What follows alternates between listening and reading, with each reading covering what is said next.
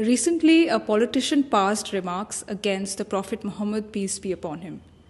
Muslims have expressed their anger at the incident and demanded retribution. When the Prophet was himself insulted during his lifetime, the Quran said to him, "Ignore what they say and counsel them."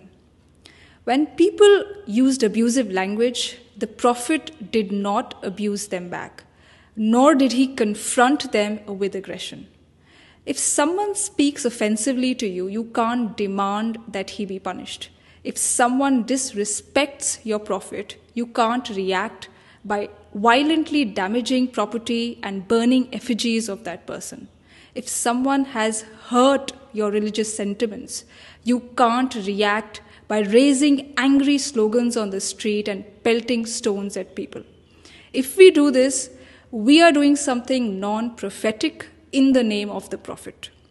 You can't demand that hate be stopped by spreading further hate. This is why the Prophet has said, God does not wipe out evil with evil. God wipes out evil with good. In Islam, abuse of the Prophet or blasphemy does not invite physical punishment, not even an apology. The Quran clearly states that prophets were sent to every town, but people ridiculed every prophet who came to them. But nowhere does the Quran prescribe punishment against such verbal attacks. This is because people have the freedom to say whatever they want to say. God has not given anyone the right to place curbs on this freedom. If someone has issued a statement against the Prophet, you too can issue a statement in response to answer the objections raised. The Quran at no place states that if someone abuses or ridicules the Prophet, you should stop him from doing so. And if he does not stop, you should demand that he be arrested or beheaded. Hazrat Aisha Raziallahu Anha, the Prophet's wife and a towering intellectual figure in early Islam, has said, "The Prophet never took revenge on anybody for anything personal. When people hurled accusations at the Prophet, he did not make angry speeches against them. Rather, he remained patient at their behavior." Why did the Prophet remain patient? Why did he forgive insults and scorn poured at him? Because the concern of the Prophet was to help people live on a higher spiritual plane.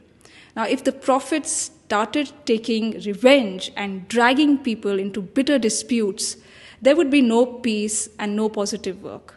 So to help people discover God and attain spiritual enlightenment, the Prophet did everything possible to prevent society from becoming a jungle of hate and violence.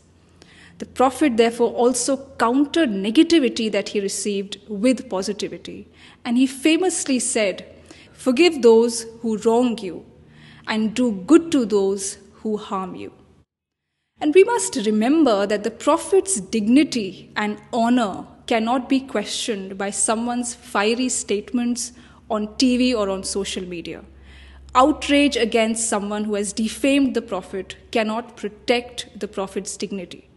The Prophet raised his dignity and honor himself during his lifetime with God's help. And that's a historical fact.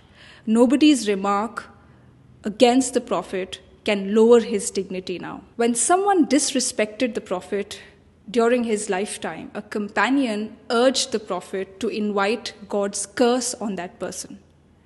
But the Prophet instead prayed for the person who had blasphemed against him. He prayed to God for that person.